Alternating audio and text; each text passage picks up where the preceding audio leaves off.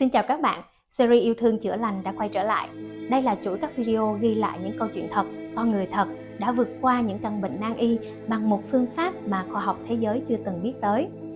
Bên cạnh việc chữa lành bệnh tật, trong đó có không ít những ca bệnh đến nay vẫn chưa tìm được lời giải trong giới y học hiện đại.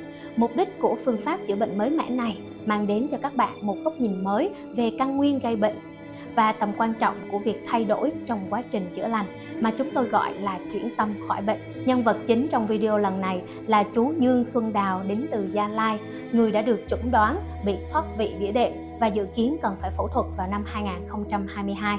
Căn bệnh này đã làm cản trở những thói quen sinh hoạt ngày thường của chú và làm cho tinh thần của một người huynh trưởng trong giới hướng đạo sinh trở nên sa sút.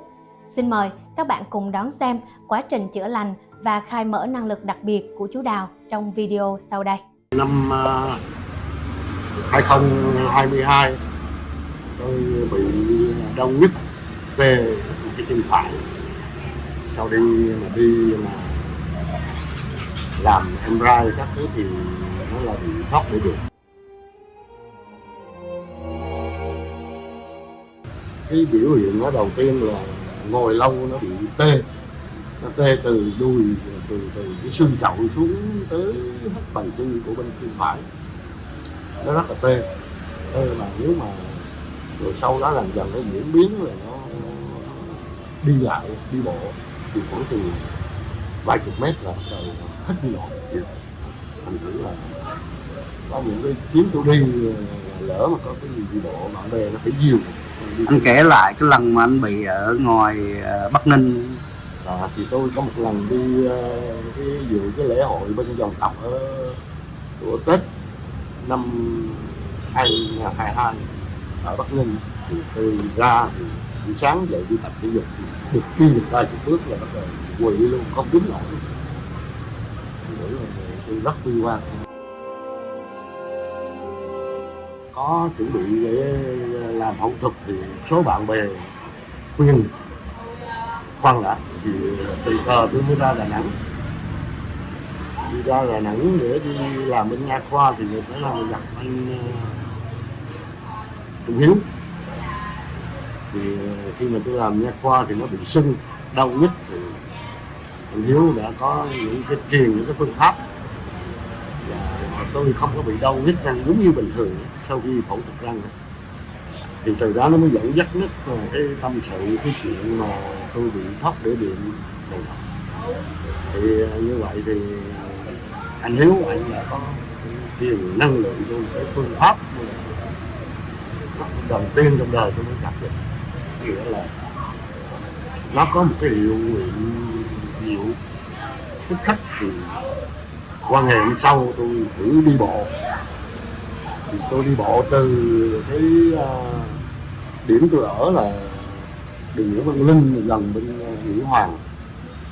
Thì tôi đi bộ từ đó dọc xuống cầu Rồng, rồi tôi đi dọc rất nhiều địa điểm. Tôi quay về thì ngày hôm đó thì chân cảnh nó vẫn bình thường. Khoảng bao nhiêu km anh? Thì tôi ngắm chừng là đi về nó làm khoảng chừng 3 cây số gì đó. Thì qua hôm sau tôi tiếp tôi đi bộ buổi chiều rồi tới tối tôi đi vòng đi xuống ngoài kia, tôi qua đường Nguyễn tới Nguyễn Tất Thành, quay rất là xa rồi tôi mới quay về lại, rồi đi cả hàng chục cây số vẫn là bình thường. Rồi sau đó cái cơ duyên đó thì nó tìm tới. Tháng sau thì tôi Hiếu có đi ra ngoài Côn Sơn, Hải Dương, thì đi tới một cái trung tâm.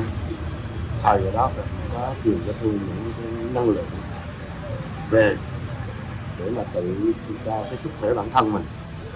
Nhưng mà đồng thời đó thì tôi cũng có theo cái phương pháp đó thì tôi cũng có truyền lại cho những người trong nhà có những cái bệnh kiểu mình như vợ tôi Chữa bệnh á, bị bệnh đau lưng này các thứ thì một lần đã.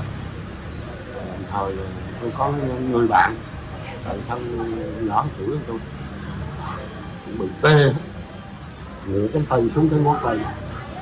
Tôi cũng dùng cái phương pháp đó cho thời đau 3 lần thì hiện nay là đã bình thường rồi. Như vậy anh có nghĩ gì về cái phương pháp chữa bệnh này? Cái phương pháp này thì mình cũng có tìm hiểu qua. Thực tế sau khi mà mình thực tế đến với mình xong rồi thì mình có tìm hiểu qua. Nó một cái phương pháp cũng là tâm linh mà cũng là rất là khoa học trong này, để nó vận dụng được cái hệ trí não thần kinh của con người mình, để và đồng thời một cái lực vô hình nữa để cùng với mình để đẩy những cái bệnh tật. Trong cái thời điểm mà anh bị thoát vị đĩa đệm đó thì anh có bị đau bao tử hoặc là anh có bị gì không? Nói chung thì trong cái thời gian đó thì mình cũng có những cái những bệnh là phải nói, nhưng mà cao hay nhất là cái ổn định được huyết áp. Trước đây có những cái lúc mà gọi là bị xây sẩm mặt mày, thiếu oxy não, cái thứ tôi hay bị chóng mặt. Nhưng mà từ đó thì vừa điều trị cái bệnh này nhưng mà lại cái huyết áp của mình nó điều hòa luôn. Đặc biệt, trong vài năm vừa qua, với vai trò kỹ sư trưởng công trình, chú đã góp phần quan trọng cùng nhiều huynh trưởng hướng đạo, các mạnh thường quân kiên cố hóa 9 cây cầu tạm tại huyện Tuy An, tỉnh Phú Yên, mang lại lợi ích to lớn cho người dân, chấm dứt những cái chết tức tưởi của học sinh, bà con trong vùng khi mùa lũ về hàng năm. Có lẽ từ những việc thiện nguyện đó, các hạt giống yêu thương đã được ươm trồng và nuôi dưỡng để rồi đơm hoa kết quả nhanh chóng ngay khi tiếp cận được phương pháp chữa lành bằng tình yêu thương từ Côn Sơn. Một trong những thành viên với nhau để xóa những những cái cầu tạm này, những cái đặc biệt là nơi cái rốn lũ ở Phú Yên. Và từ khi cái hiệu quả từ 2015 tới bây giờ là những cái vùng lũ đó không có những cái thương tâm chết chóc, nhất là người già trẻ em vào cái mùa lũ. Chứ trước đây mà khi mà chưa có những cái cầu mà chúng tôi xây dựng thì mùa lũ nào cũng có những cái chết chóc xảy ra các thứ. Thành thử của chúng tôi mặc dù là làm rất là gian khổ, thế kia thì còn tâm niệm thì lúc nào cũng luôn luôn muốn giúp cho tất cả mọi người. Cái đó là cái tâm niệm của mình giúp trong cái điều kiện là mình có khả năng.